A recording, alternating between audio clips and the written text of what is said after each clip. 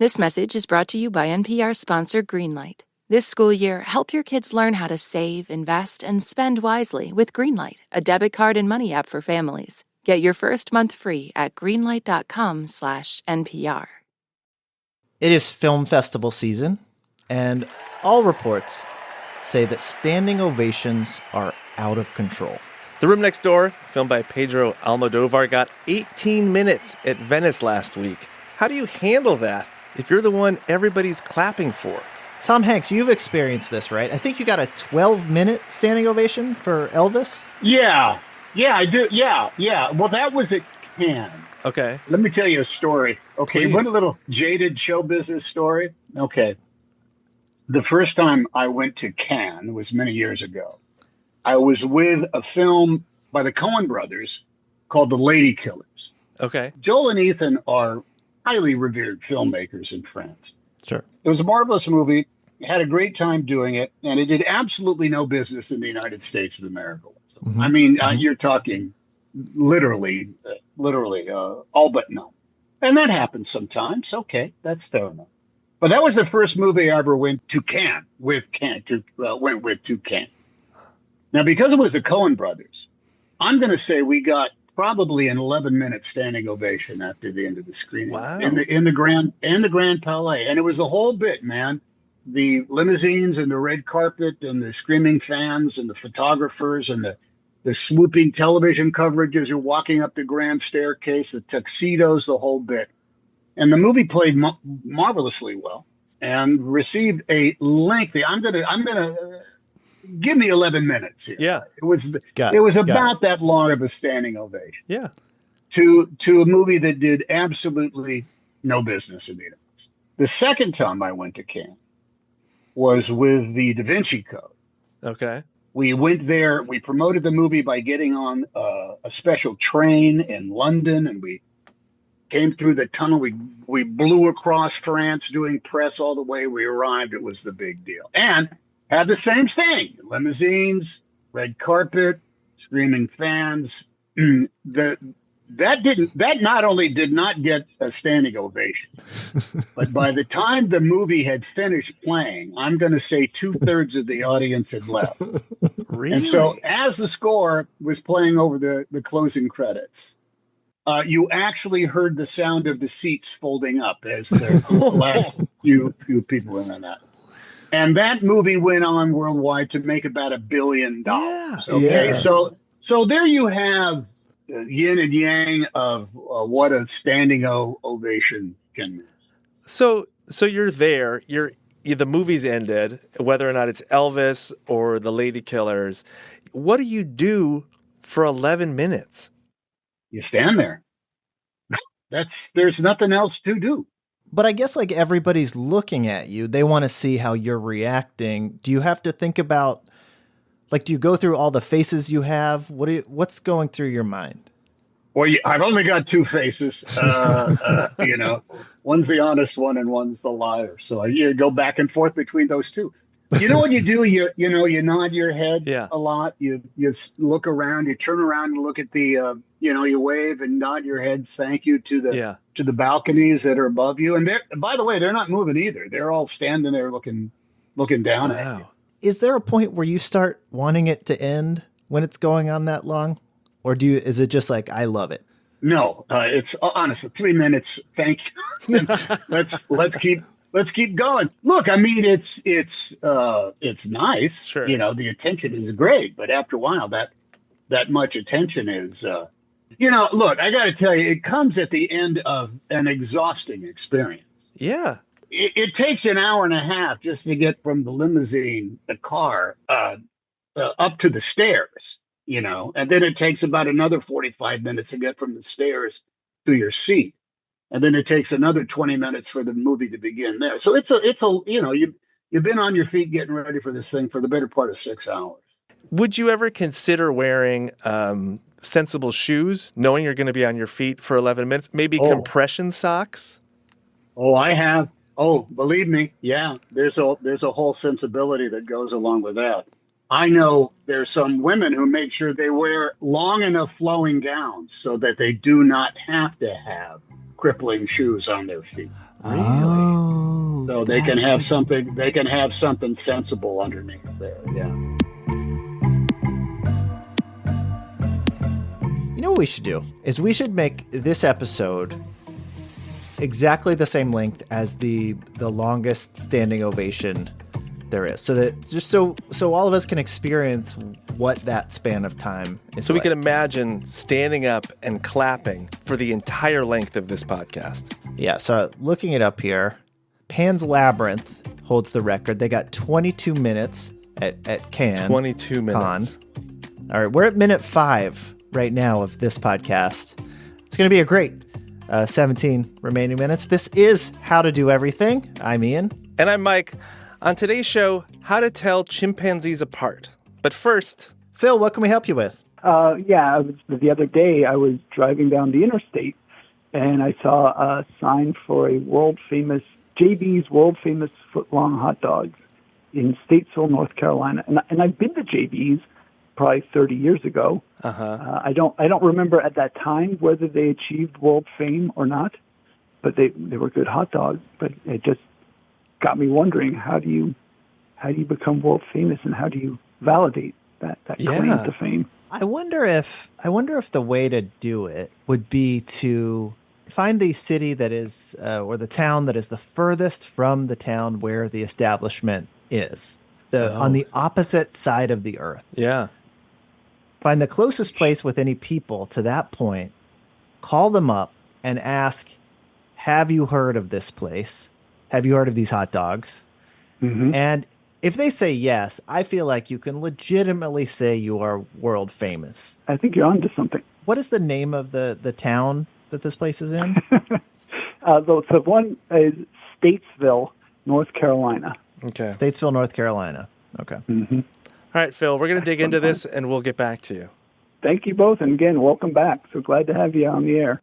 Hey there. Can you first identify yourself for us? Sure, I can. My name's David Gonsalves. You can call me David. I'm one of the elected councillors at the City of Perth. What time is it, David?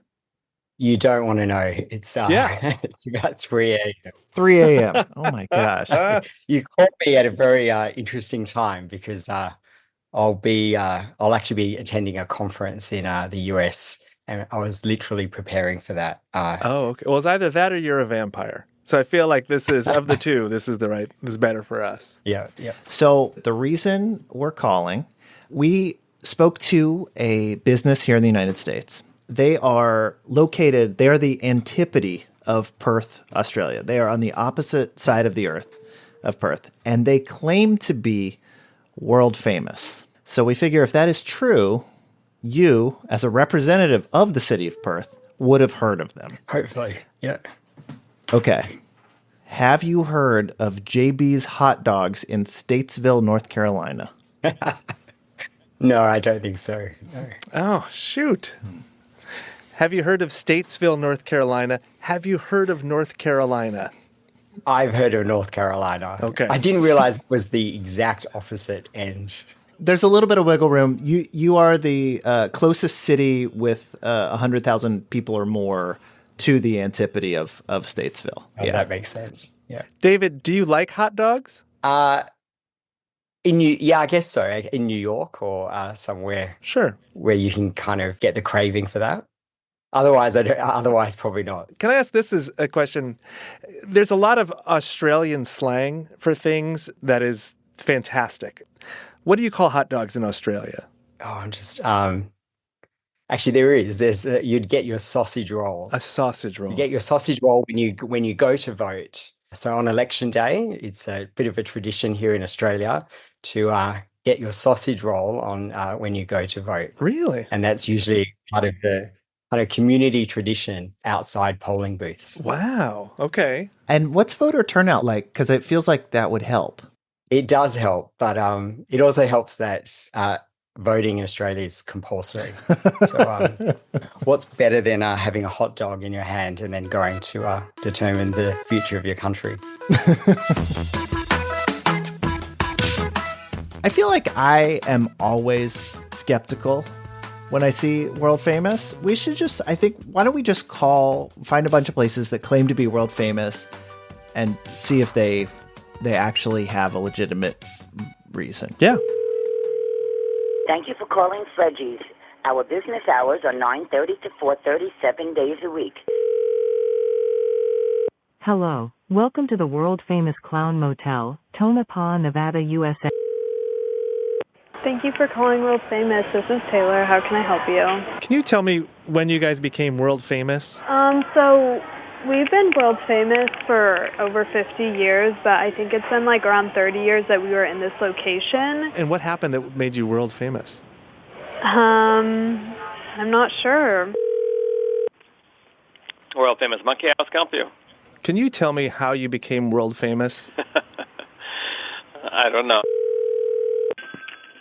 Hello, Famous Lunch. Can I ask you, at what point did you become world famous? Well, shortly after World War II, a local was stationed over in Russia, and he missed his Troy hot dogs. Okay. So what he did is they got together and they packaged a bunch of hot dogs up in dry ice and they sent it overseas to her. So we became from Famous Lunch to World Famous Lunch. Wow. Thanks for calling the barbershop. This is Josh. Hey, Josh, can you tell me when you guys became world famous? I think it was in 1964 he was born, and John became one of the most famous barbers out the womb. What happened that made him so famous? So I believe it started around the first time he discovered he can rip a phone book in half. What? So he was the first one to rip a phone book in half. And then he was an arm wrestler, and he would challenge all the clients to arm wrestle. And he became world famous like that. Wow. Is he still around? Yeah. And is he still cutting hair? Uh-huh. Does he cut your hair? Oh, yeah. Oh my gosh. Have you ever arm wrestled Barber John? No. Not at all. But you're welcome to try. Mike, I have to say, at this point, I personally am surprised how many of these places actually have a legitimate claim to world fame. Yeah. I went into this believing that none of these places, or no one, is actually world famous. And I think my takeaway so far is that I need to be more trusting and that people are good. People are honest. The problem is with us. We're too cynical. And maybe if we believed in world fame, maybe the world could heal. All right, I think it's time. Let's do this. Let's call JB's in Statesville and see if they truly are world famous. I can't tell you how much I need this. Thank you for calling JB. Hey, can I ask you a quick question about your store? Yes. Can you tell me how you guys became world famous? Well, I've been here 42 years, and I've just had people from all over the world come in here to eat. I'm not saying every country. Yeah. But a lot of people. What is it about your hot dogs that brings people from all over the world? Well, what it is we use our hot dogs especially made for us. They have no filler. They have no internal organs in them whatsoever. They're whole meat. Oh, wow. I imagine people from around, hot dogs they're such an American thing. I imagine a lot of people that are visiting your place from other countries, it might be the first and only hot dog they've ever had. Could be. Oh, I'm just happy to be where I am, bud. All right, sir. Thank you, sir. Thank you very much.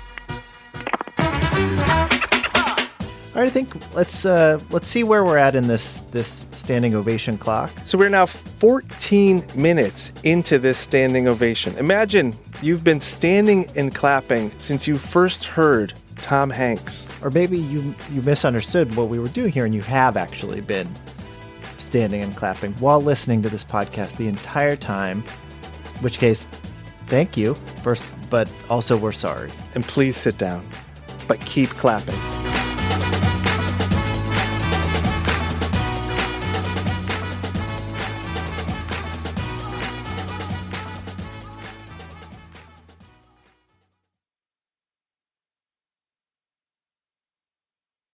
This message comes from Schwab. With Schwab investing themes, it's easy to invest in ideas you believe in, like online music and videos, artificial intelligence, electric vehicles, and more. Schwab's research uncovers emerging trends, then their technology curates relevant stocks into over 40 themes to choose from. Schwab Investing Themes is not intended to be investment advice or a recommendation of any stock or investment strategy. Visit schwab.com/thematic investing. This message comes from NPR sponsor Viore, a new perspective on performance apparel. Check out the latest Dream Knit collection by visiting viore.com/NPR for 20% off your first purchase. Exclusions apply. Visit the website for full terms and conditions.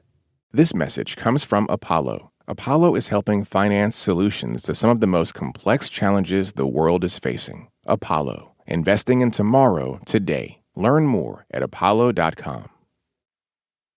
So, Ian, you and I are both humans. We're human beings. Oh, thank you. And we recognize each other by our faces. Dr. Mariska Krett has been researching how chimpanzees recognize each other.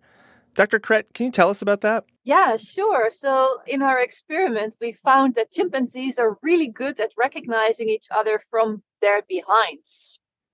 From their butts? From their butts, yeah. They have a very fast butt recognition system. Yeah, so we humans, we are very good at recognizing each other by the face. We recognize each other instantly. And chimpanzees also have that when they are looking at other chimpanzees' butts. Sorry, I can't say the word butt anymore. Okay, and humans do not have this ability. No, Humans, to your knowledge, cannot recognize each other by their butts. No. They don't have that very fast recognition system. So I imagine for your research, you would have had to test your human subjects to see if they had the butt recognition ability or not. Yes, actually we tested chimpanzees and human participants. So we presented them different pictures of faces and of behinds and some control images to have to indicate which one matched the one that they saw before. But you did this with butts too, right? Yes, exactly. Yeah. So for the humans, how many butts would a human subject look at for you to be able to determine what you needed to know? Oh, they saw a lot of butts. Not that many different ones, actually, because I also had to collect those photographs, right? So. Oh, sure.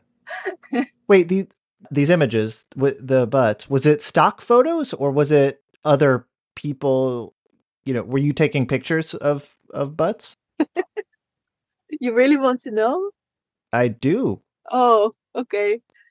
So, of course, I needed to have at least 3, right? Because in a match or to sample task, you have one butt of person A and then another picture of the same butt, person A and a person B. Okay. So I had to have 3 butts. So I asked 2 of my best friends. Wow. Okay. And the remaining butt was you? And the remaining butts, well, yes. Nobody ever asked this question, so you can ask yourself who's crazy here. What did you tell your friends they were giving those pictures up for? Did they know? Yeah, of course they know. Okay. Yeah, for the science. Everything for the science, right? Yeah. Well, Dr. Krett, this has been fascinating. Thank you so much. And thank you for all you've done. And we do mean all you've done for science. Yes. Thank you. Well, that does it for this week's show. What'd you learn, Ian? I do wonder. I think there are people who are good recognizing faces. Yeah. And there are people who are not. Mm-hmm. I wonder if the same is true with chimpanzees. Are there chimpanzees who find themselves, I'm so sorry, I'm really bad with butts. Oh yeah. Have we met before? I have to confess, I'm a little butt blind. What did you learn today, Mike? Well, I learned that a lot of the places that say they're world famous actually are world famous. Yeah. The thing that I would worry about, though, is a place that's infamous. I don't want to eat an infamous hot dog. No hot dog should have a reputation for infamy. It's certainly not international infamy. How did you become infamous? Well, I don't want to say a lot, but it was before the Heimlich maneuver was invented.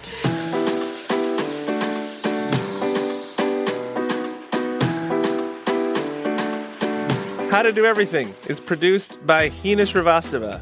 Technical direction by Lorna White.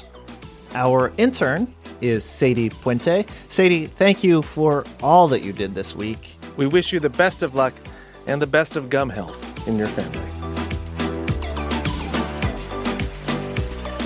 You know what? We still got a few more minutes in this standing ovation. Wait, where are we at? 20 minutes? Hanks, are you still here? Mm-hmm. Man, this is like back during the Soviet Union when you weren't allowed to stop clapping, for whoever was running the country, else you'd be sent to a gulag. Yeah, it wasn't safe. Got to keep clapping, keep smiling, everybody. Keep waving, smile, wave and smile. Tom, if you're in this situation, at what point do you turn and clap for the audience to acknowledge their effort here? Oh, that's a good move, yeah. Oh, by minute 19, you've done that 3 or 4 times. Okay. Yeah. Yeah.